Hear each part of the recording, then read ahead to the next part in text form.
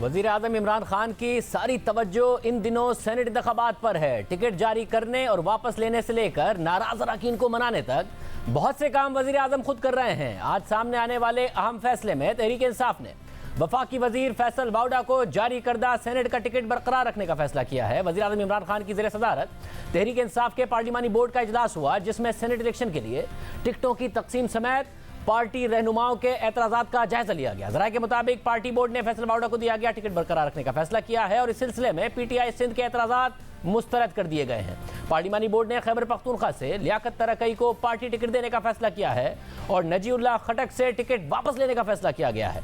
वज़ीर आज़म ने सेनेट के टिकट्स पर सिंध की तंजीम को भी एतमाद में लेने का फैसला किया है और ज़राए का कहना है कि कल तहरीक इंसाफ सिंध का वीडियो लिंक इजलास बुलाया गया है, जिसमें वज़ीर आज़म MNAs और MPs के तहफ़्फ़ुज़ात दूर करेंगे। ज़राए के मुताबिक गुज़िश्ता रोज़ भी पार्लिमानी बोर्ड के इजलास में वज़ीर आज़म इमरान खान का कहना था कि सेनेट इंतखाबात के लिए पार्टी टिकट मेरिट पर देंगे, पार्टी कारकुनान की ख्वाहिशात का एहतराम करते हैं, किसी पैराशूटर को सेनेटर नहीं बनाएंगे। इसके अलावा PTI के नाराज़ अरकान को भी वज़ीर आज़म खुद मना रहे हैं। हाल ही में पार्टी छोड़ने का ऐलान करने वाले रुकने पंजाब असेंबली खुर्रम लगारी ने कल वज़ीर आज़म से मुलाकात की और पार्टी छोड़ने का फैसला वापस ले लिया, जबकि पेशावर और मालाकंड से ताल्लुक़ रखने वाले अरकान कौमी असेंबली जुनैद अकबर, नूर आलम खान, अरबाब आमिर अयूब, शेर अली अरबाब और शौकत अली भी कल वज़ीर आज़म से मुलाकात करने वालों में शामिल थे। कल ही के दिन वज़ीर आज़म इमरान खान से खैबर पख्तूनख्वा के साबिक वज़ीर आतिफ खान ने वज़ीर आला महमूद खान और गवर्नर शाह फरमान की मौजूदगी में मुलाकात की और वज़ीर आज़म ने आतिफ खान को काबीना में वापसी का इंदिया भी दिया। आज डॉन अखबार ने रिपोर्ट किया है कि इलेक्शन कमीशन की फहरिस्त के मुताबिक 56 PTI उम्मीदवारों ने हुकुमरान जमात की 20 मुतवक्किल नशिस्तों के लिए कागजात नामजदगी जमा कराए हैं, जिसका मतलब है कि 36 कवरिंग उम्मीदवारों ने भी कागजात नामजदगी जमा कराए हैं और अब ये इमरान खान पर है कि वो इन लोगों में पार्टी टिकट किस तरह तकसीम करें जिन्हें वो सेनेट इंतखाबात में मुकाबले के लिए फिट समझते हैं। क्या वज़ीर आज़म ने सूरत हाल संभाल ली है और तहरीक इंसाफ अपनी मुतवक्को सीटें जीतने में कामयाब हो जाएगी? साथ ही जो मरकज़ में मुकाबला है यूसुफ गिलानी और डॉक्टर हफीज़ शेख का, उसमें भी क्या वज़ीर आज़म ने मामलात संभाल लिए हैं? हमारे साथ सीनियर सहाफ़ी और तज़कियाकार हामिद मीर साहब और इरशाद भट्टी साहब मौजूद होंगे। हामिद मीर साहब, सबसे पहले वज़ीर आज़म ने खुद ने मुलाकातें की हैं, खुद अब बात कर रहे हैं, आपको लग रहा है कि सूरत हाल संभाल गए हैं? तहरीक इंसाफ की जितनी मुतवक्को नशिस्तें हैं वो निकाल लेगी या फिर उससे ज़्यादा निकालने में कामयाब हो जाएगी? शाहज़ेब खानज़ादा साहब, आप सिर्फ एक छोटा सा काम करें कि आप याद करें कि जब सेनेट के चेयरमैन सादिक संजरानी साहब के ख़िलाफ़ तहरीक अदम एतमाद आई थी तो उस वक्त भी अपोजिशन मुत्तहिद थी और उस वक्त अपोजिशन की अक्सरियत भी थी सेनेट में। उस वक्त इमरान खान साहब कितने मुतमिन थे, कोई दौड़ भाग नहीं की उन्होंने, कोई राब्ते नहीं किए किसी से। उन्होंने बड़े आराम से दावा किया कि जनाब हम अपोजिशन को सरप्राइज़ देंगे। अपोजिशन ओवर कॉन्फिडेंट थी, कुछ आराम से बैठे रहे इमरान खान साहब और सरप्राइज़ आया और इमरान खान साहब जो हैं उनके जो चेयरमैन सेनेट थे वो जीत गए, वो तहरीक अदम एतमाद नाकाम हो गई। अब आप ये जो सेनेट का जो इलेक्शन होने वाला है आधी नशस्तों पे, इस पर आ जाएं। पहले इन्होंने कहा जी कि हम फरवरी में करवाएंगे, फिर जो है वो अब 3 मार्च को वो अनाउंस हो गया। फिर पहले इन्होंने कहा जी कि हम बहुत बड़ा सरप्राइज़ देंगे, लेकिन अब फिर आपने देखा कि इन्होंने एक रेफरेंस दायर कर दिया सुप्रीम कोर्ट में। रेफरेंस का भी फैसला नहीं आया था तो इन्होंने सदारती ऑर्डिनेंस जारी कर दिया। अब सदारती ऑर्डिनेंस जो है वो अभी चल रहा है। इस दौरान इमरान खान साहब काबीना का इजलास मुलतवी करते हैं, लाहौर जाते हैं, इससे मिलते हैं, उससे मिलते हैं, ये टिकट चेंज करते हैं, वो टिकट चेंज करते हैं।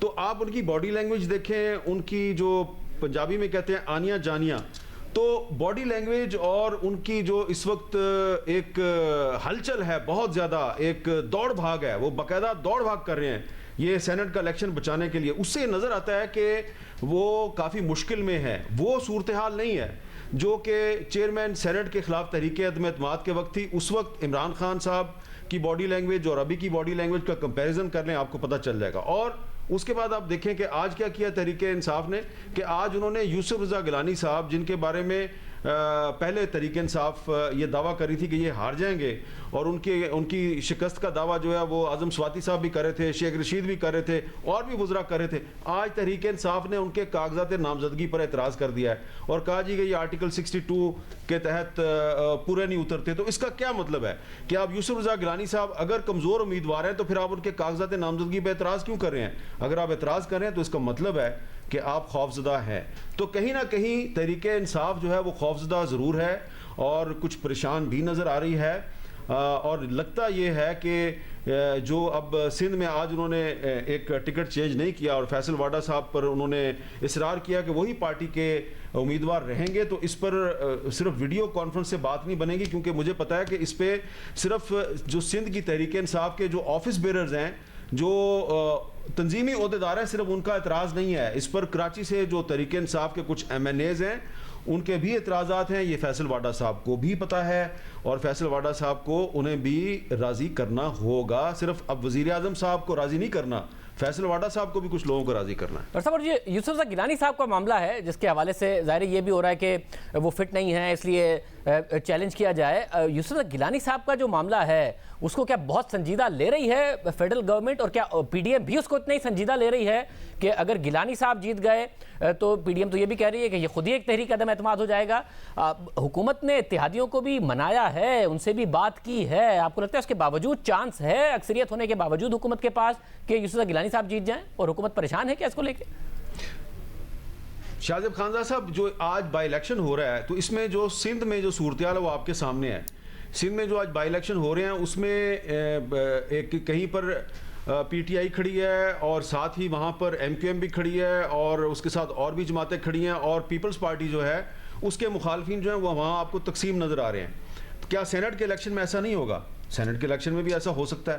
تو اس لیے میں سمجھتا ہوں کہ جس طرح آپ کو بہت سی چیزیں جو ہے نا وہ میڈیا پر اور ٹی وی چینلز کی سکرین پر آپ کو کچھ بیانات نظر آتے ہیں پروٹوکول کے تحت, کچھ وزراء کے, کچھ ایڈوائزرز کے, اسپیشل اسسٹنٹس کے بیانات کی ہیڈ لائن چلانی پڑتی ہیں, لیکن بیہائنڈ دی سین بہت کچھ ایسا ہو رہا ہے جو صرف عمران خان صاحب کو پتہ ہے. اور یوسف رضا گیلانی صاحب جو ہیں وہ اگر امیدوار بنے ہیں تو اس کو اور کوئی لائٹ لے یا نہ لے, لیکن مجھے پتا ہے کہ عمران خان صاحب اس کو لائٹ نہیں لے رہے.